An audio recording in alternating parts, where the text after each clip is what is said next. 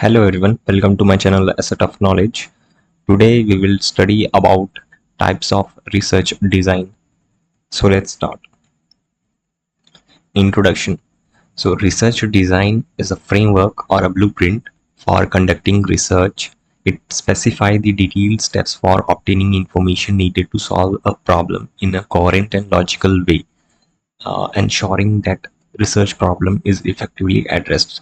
सो research design एक ऐसा framework है, एक ऐसा ब्लूप्रिंट है जो कि हमें रिसर्च कंडक्ट कराने में हेल्प करता है कि आपका जो रिसर्च का काम होगा वो किस तरह किन स्टेप्स में होगा, कैसे होगा, वो एक ब्लूप्रिंट आपके पास होता है. फॉर एग्जांपल, अगर मेरा एक रिसर्च क्वेश्चन है कि मुझे ये जानना है कि एक्स्ट्रा क्लासेस लगाने से क्या स्टूडेंट्स की परफॉर्मेंस में इम्प्रूवमेंट होता है, उनके एग्जाम स्कोर्स में इम्प्रूवमेंट होता है अगर वो एक्स्ट्रा क्लासेस लगाते हैं. सो इस केस में जो ब्लूप्रिंट है, रिसर्च डिज़ाइन है, वो कैसे हम फ्रेम कर सकते हैं. पहला जो हमारा स्टेप होगा वो ये होगा कि हम दो ग्रुप्स बनाएंगे, ग्रुप 1 और ग्रुप 2. सो पहले वाले ग्रुप्स को हम एक्स्ट्रा क्लासेस देंगे और सेकंड वाले को हम एक्स्ट्रा क्लासेस नहीं देंगे. No extra classes.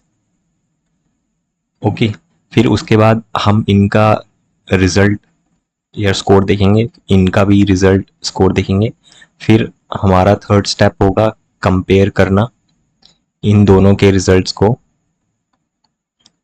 Of both groups और बताएंगे कि हमारा जो एक्स्ट्रा क्लासेस है क्या उससे इम्प्रूवमेंट हो रही है बच्चों की परफॉर्मेंस में या नहीं.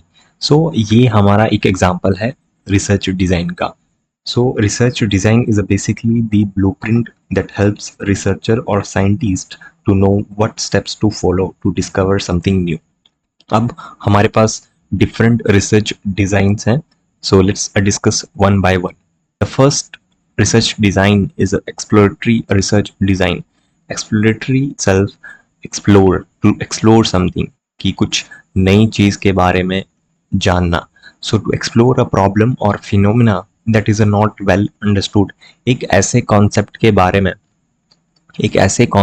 बारे में या फिनोमिना के बारे में जानना जो कि अभी न्यू हो.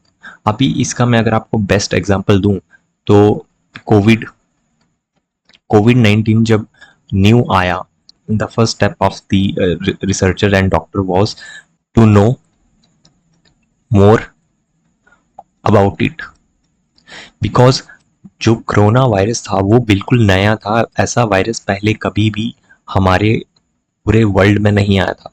तो उनका फर्स्ट स्टेप ये था कि हमें ज़्यादा से ज़्यादा इस वायरस के बारे में जानना है कि ये फैलता कैसे है, बाय एयर फैलता है या बाय टच करने से फैलता है, या ये कैसे स्प्रेड होता है.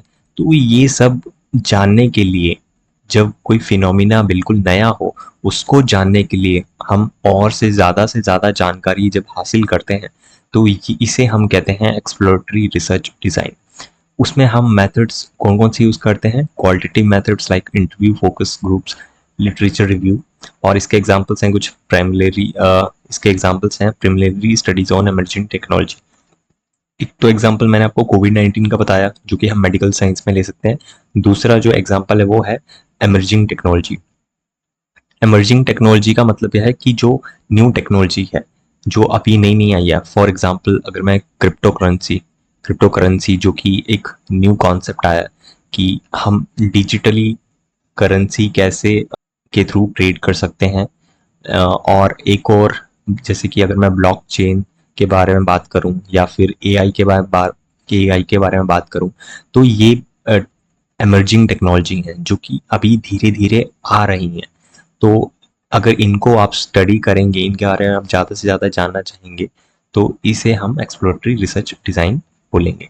सेकंड जो हमारा रिसर्च डिज़ाइन टाइप है वो है descriptive research design. Descriptive research design, the main purpose of descriptive research design is to describe the characteristics of the object, people, groups, organization or environment. तो descriptive नाम से ही हमें पता चल रहा है कि कुछ डिस्क्राइब करना किसी चीज़ के बारे में। अब मैंने आपको पहले एग्जाम्पल दिया था कोविड-19 का। अब हमें एक्सप्लोरेटरी हमने उसके बारे में जान लिया, ज़्यादा से ज़्यादा जान लिया। अब नेक्स्ट स्टेप हमारा क्या होगा, कोविड-19 का जो वायरस है उसकी कैरेक्टरिस्टिक्स क्या है, उसकी कैरेक्टरिस्टिक्स क्या है। जैसे कि कैरेक्टरिस्टिक्स हो सकती हैं कि वो जो एज्ड एज्ड ग्रुप है या एज्ड पीपल है या न्यूबॉर्न बेबीज़ हैं, उनके लिए वो बहुत ही ज़्यादा प्रॉन है, उनमें वो बहुत ज़्यादा इन्फेक्ट कर देता है और उनका बचना मुश्किल होता है, ये बहुत ही ज़्यादा डेंजरस है। दूसरा क्या हो सकता है कि ये बहुत ही ज़्यादा स्पीड से स्प्रेड होता है। So these are the characteristics of the corona virus and ये स्टडी को हम बोलेंगे डिस्क्रिप्टिव रिसर्च डिज़ाइन। इसमें हमारे पास जो मेथड्स हैं वो हैं survey, case studies, observation and qualitative interviews. Examples हैं डेमोग्राफिक स्टडी। डेमोग्राफिक स्टडीज हमें देखनी है कि एज, एजुकेशन, हमारे पास अगर जेंडर काउंट करना है हमें, तो ये सब हमारे डिस्क्रिप्टिव रिसर्च का एक पार्ट है। Then market research, survey, case studies of specific event, so these are the examples of descriptive research design. Next है experimental research design. Experimental research design, the main purpose of this is to establish a cause and effect relationship between variables. Cause and effect relationship को establish करने के लिए हम experimental research design का use करते हैं और इसका सबसे ज़्यादा use मेडिकल साइंस में होता है, मेडिकल साइंस में होता है और ये सोशल साइंस में इतना इफेक्टिव नहीं है। वो क्यों? क्योंकि सोशल साइंस में आपके एक्सटर्नल फैक्टर्स बहुत ज़्यादा होते हैं, उन्हें कंट्रोल कर पाना मुश्किल होता है, कंट्रोल करना मुश्किल होता है। तो मेन जो हम कॉज एंड इफेक्ट रिलेशनशिप देखते हैं वो हम मेडिकल साइंस में देखते हैं। तो अगर मैं इसका आपको एग्जांपल दूं कॉज एंड इफेक्ट रिलेशनशिप का, मुझे देखना है कि क्या स्टूडेंट का मोटिवेशन अगर हाई होगा तो उसकी वजह से एग्जाम स्कोर हाई होगा, कि जितना स्टूडेंट मोटिवेटेड होंगे उनका जो एग्जाम स्कोर है ये उतना ही हाई होगा। तो इसमें आप देख सकते हैं कि ये कॉज है कि पॉजिटिव मोटिवेशन होगा तो एग्जाम स्कोर आपका हाई होगा। This is the cause, this is the effect, right? The higher the motivation, positive motivation, the higher the exam will B.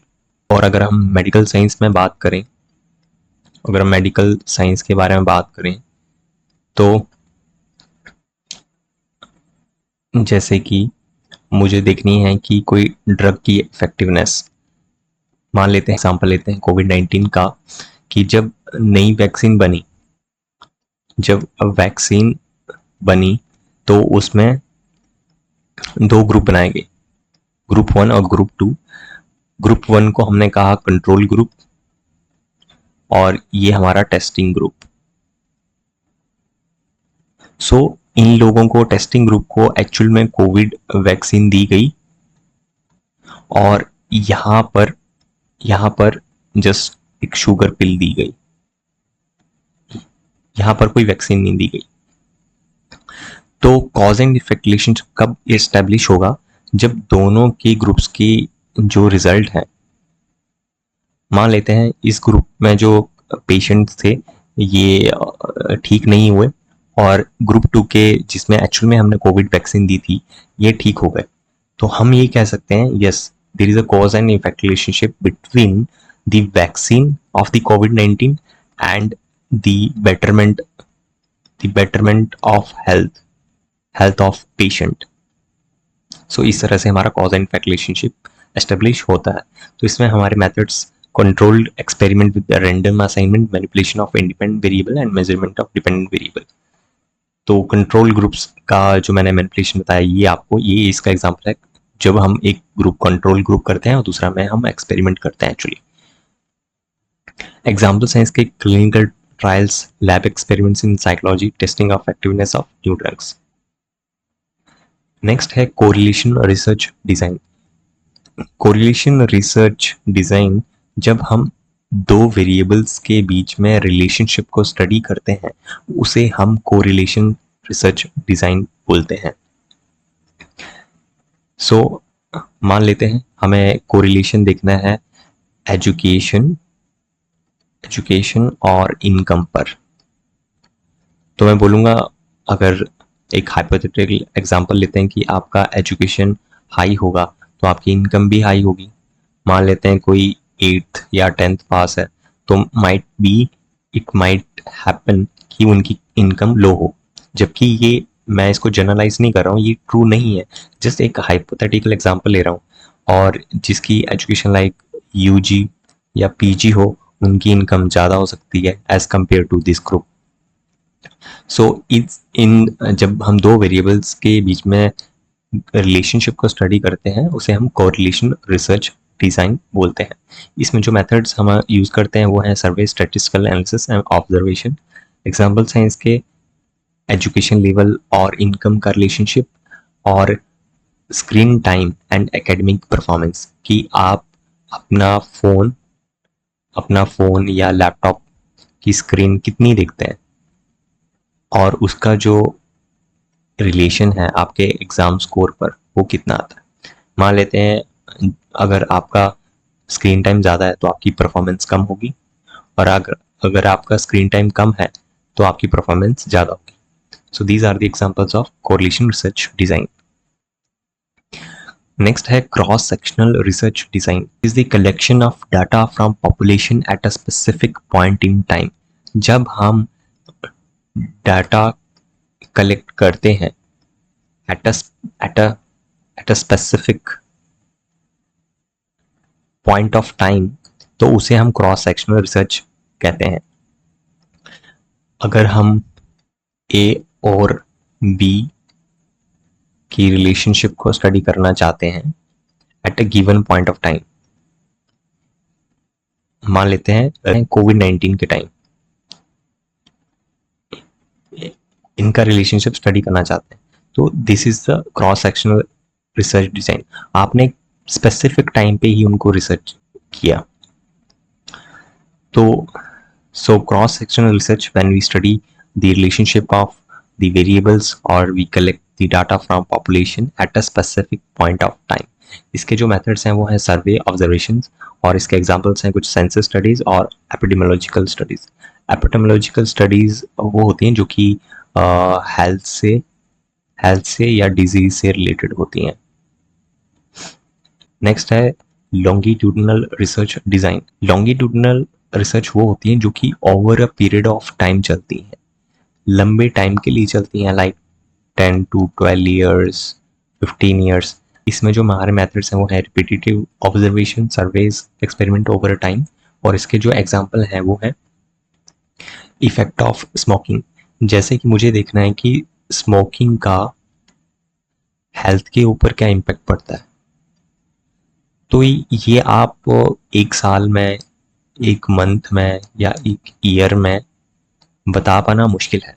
इसके लिए आपको काफ़ी टाइम देना पड़ेगा. एक सब्जेक्ट को, पेशेंट को आपको 5 साल, 10 साल, माइट भी 12 साल, 15 साल तक आपको स्टडी करना पड़ेगा. देन यू कैन से कि स्मोकिंग का कुछ इम्पैक्ट है हेल्थ के ऊपर. Then action research design.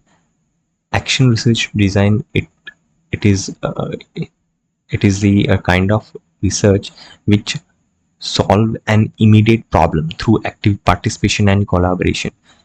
अगर हमारे पास immediate कोई प्रॉब्लम आती है, जैसे कोविड-19 की प्रॉब्लम कि जो हमें immediate इशू करनी है, कोई टेक्नोलॉजिकल कोई इशू आ गया, उसे हम इमिडिएटली अगर हमें रिजॉल्व करना है तो हम उसे एक्शन रिसर्च डिज़ाइन कहेंगे। अगर कोई टेक्नोलॉजिकल कोई इशू आ गया तो ये सब स्टडीज़ जो हैं ये एक्शन रिसर्च डिज़ाइन के अंडर हम स्टडी करेंगे। इसमें जो हमारे मेथड्स हैं वो हैं iterative process of planning, active observing and reflecting. और इसके कुछ जो एग्जांपल्स हैं वो हैं educational research to improve technique, to improve teaching and practices. और लास्ट जो डिज़ाइन है ये बिल्कुल न्यू है। अगर आप यूजीसी नेट की तैयारी कर रहे हैं तो उसमें ये क्वेश्चन आ सकता है कि मिक्स मेथड रिसर्च इनमें से कौन कौन से ऑप्शंस हैं जो कि वो ट्रू होगा। तो मिक्स मेथड रिसर्च वो रिसर्च डिज़ाइन है जिसमें कि हम क्वालिटेटिव और क्वांटिटेटिव रिसर्च दोनों का यूज़ करते हैं। क्वालिटेटिव रिसर्च कौन सी होती है? जिसमें कि हम इंटरव्यूज़ फोकस ग्रुप इनके थ्रू हम डाटा कलेक्ट करते हैं, जो कि हमारा मोस्टली वर्ड्स में होता है, ठीक है। और अगर साइमल्टेनियसली मैं लोगों से एक क्वेश्चनेयर फिल कराऊं और वहाँ रेटिंग स्केल पे मैं उनसे डाटा कलेक्ट करता हूँ, तो ये हमारा क्या हो गया, ये क्वांटिटेटिव हो गया। और मैंने उनसे साथ ही साथ इंटरव्यूज़ भी किए, फोकस ग्रुप भी किया, वहाँ से भी डाटा मैंने कलेक्ट किया। तो ये तो हो गया हमारा क्वालिटेटिव और ये हमारा हो गया क्वांटिटेटिव। जब आप इन दोनों टेक्निक का यूज़ करते हो एक साथ, उसे हम मिक्स्ड मेथड रिसर्च डिज़ाइन बोलते हैं। सो इसके जो मेथड्स हैं वो है सिक्वेंशियल, कॉन्करेंट और ट्रांसफॉर्मेटिव स्ट्रेटजी। और इसके कुछ जो एग्जांपल्स हैं वो है स्टडी ऑफ कंबाइनिंग सर्वे, जैसे कि मैंने बताया क्वांटिटेटिव इंटरव्यूज़, कि जिसमें हम क्वांटिटेटिव सर्वेज का भी यूज़ कर रहे हैं और इंटरव्यूज़ क्वालिटेटिव का भी यूज़ कर रहे हैं to understand consumer behaviour. So that's all for this video. So अगर आप यूजीसी नेट कॉमर्स की तैयारी कर रहे हैं तो आप हमारे चैनल को सब्सक्राइब कर सकते हैं। और अभी हम जो यूजीसी नेट कॉमर्स है उसका एक सेक्शन है स्टैटिस्टिक्स एंड बिजनेस रिसर्च, वो सेक्शन हम अभी कवर कर रहे हैं। सो उसके हमारे और भी वीडियोस आ चुके हैं, अगर आपने वो नहीं देखे तो आप देख सकते हैं। Thanks for watching.